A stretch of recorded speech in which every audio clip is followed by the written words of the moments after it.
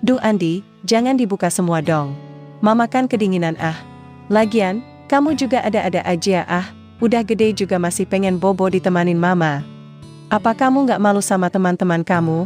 Anak udah gede dan masuk SMK, kok masih tidur sama mama? Rati bilang begitu, sambil menepis tangan anaknya, tapi nada bicaranya tetap penuh kasih sayang kepada Andi. Andi menghela nafas, ketika Rati berbalik menghadap dinding, sambil menarik selimut tebalnya. Mama yang ada-ada saja ya.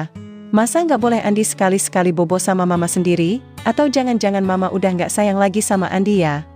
Andi membalas dengan suara merajuk. Tangannya kembali melingkar di pinggang Ratih, sambil mengecup hangat tengkuk mamanya. Kini gantian Ratih yang menahan nafas. Andi memang begitu, sejak kecil menjea sekali sama mamanya. Bahkan hingga beranjak remaja dan sudah kelas 2 SMK, Andi tak bisa lepas dari kasih sayang mamanya. Maklum, sejak Andi berusia 5 tahun ia sudah ditinggal pergi oleh mendiang papanya. Dan sejak itu, Ratih tak pernah menikah lagi. Ratih, wanita yang kini berusia 38 tahun, dengan gigih merawat dan membesarkan Andi seorang diri, sebagai single parent. Bukannya tak ingin menikah, memiliki suami dan mencarikan pengganti sosok ayah untuk Andi, namun Ratih terlanjur berjanji setia. Dulu ketika almarhum suaminya menghembus nafas terakhir karena kecelakaan, Ratih pernah bersumpah dirinya tak akan menikah lagi dengan lelaki lain.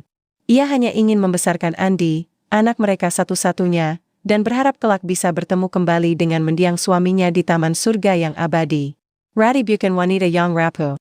Ia gigih bekerja, menjadi tulang punggung untuk keluarga yang tak lagi sempurna. Selain mengandalkan uang pensiun kematian mendiang suami, Ratih juga membuka usaha jajan kecil-kecilan. Tak terasa, usaha rumahan yang dulunya hanya memanfaatkan teras rumah, kini berkembang menjadi sebuah gerai bakery. Tak terasa pula, waktu demikian cepat berjalan, dan kini Andi sudah mulai remaja. Usianya genap 17 tahun, dan sudah naik kelas 3 SMK jurusan teknik mesin. Andi tumbuh menjadi pemuda yang tampan dan gagah, mengingatkan Ratih pada mendiang suaminya, papanya Andi. Bukan hanya posturnya yang kini jauh lebih tinggi dari Ratih, tapi juga karena wajah dan sikap Andi yang sangat mirip almarhum papanya. Penyayang dan penuh kehangatan. Hanya bedanya, mendiang papa Andi lebih pendiam tak banyak bicara.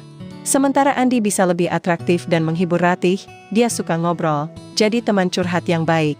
Dan, Andi memang sedikit lebih bandel dan nakal. Apalagi setelah lulus SMP dan mulai masuk SMK. Suka keluyuran dan gak betah di rumah, sering pulang malam.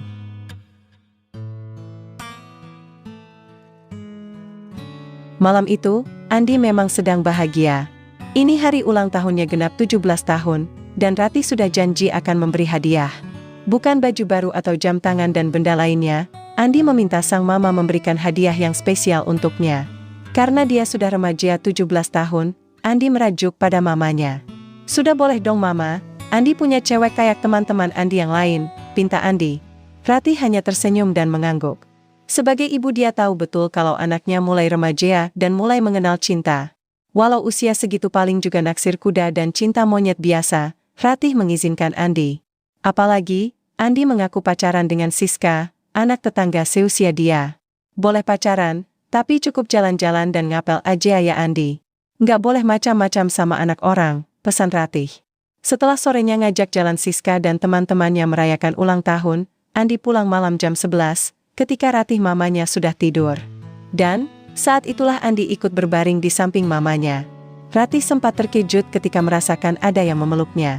Tapi, dia jadi lega karena bukan maling atau siapa-siapa, melainkan Andi, anak kesayangannya. Jadi Ratih tetap terpejam.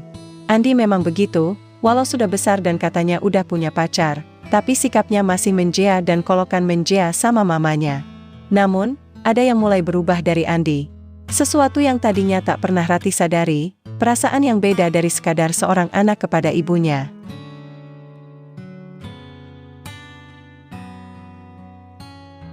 Andi, udah ah. Mama ngantuk banget nih, rengek Ratih.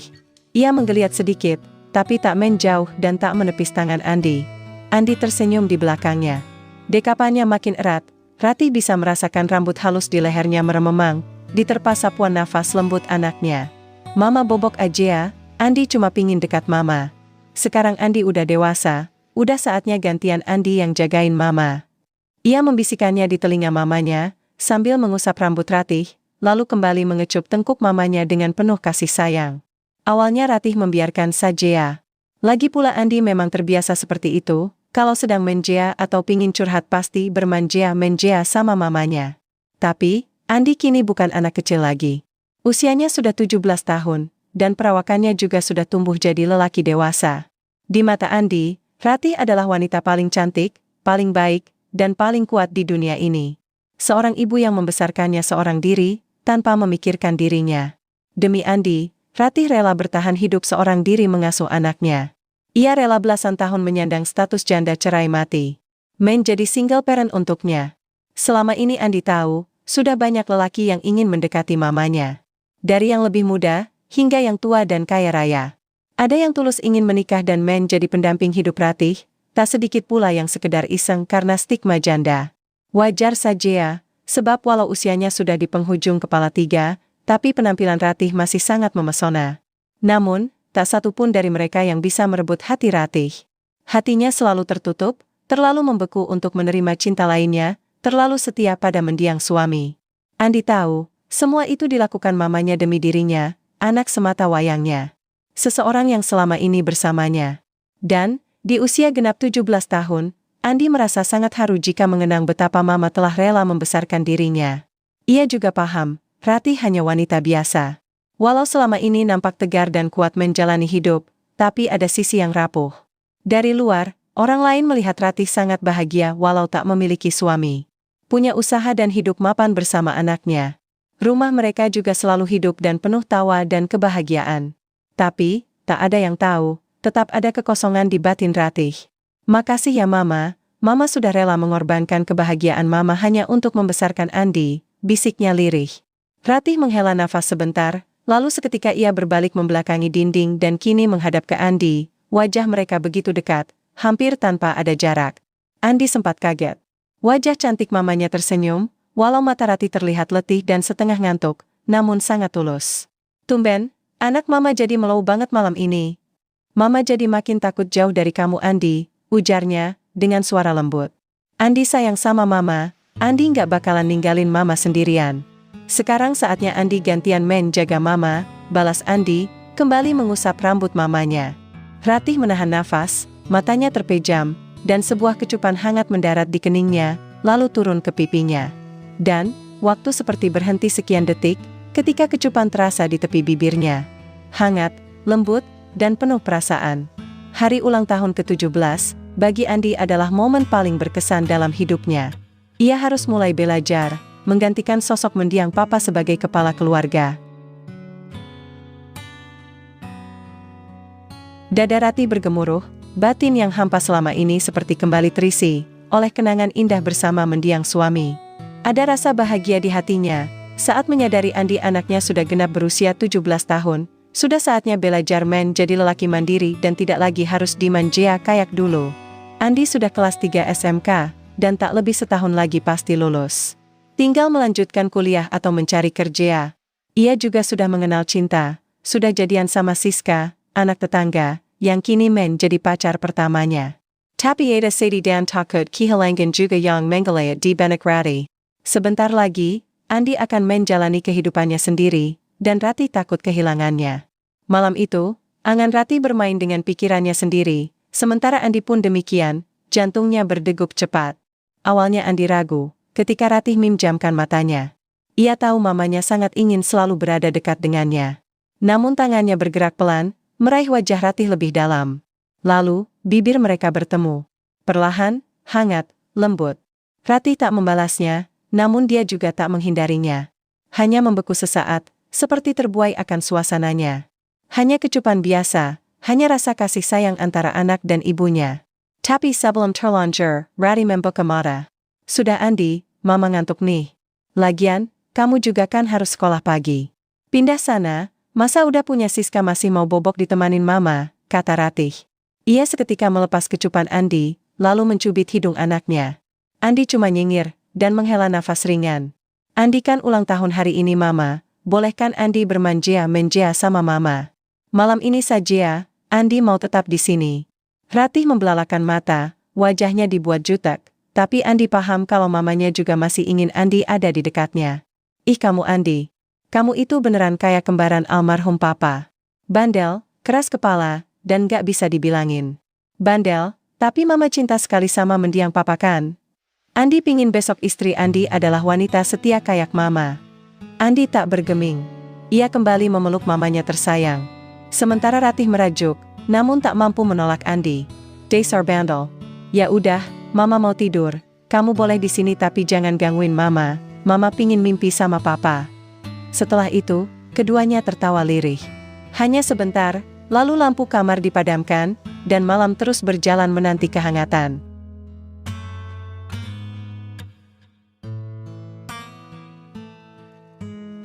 Keesokannya, Ratih bangun jam 8, sedikit kesiangan dari biasanya.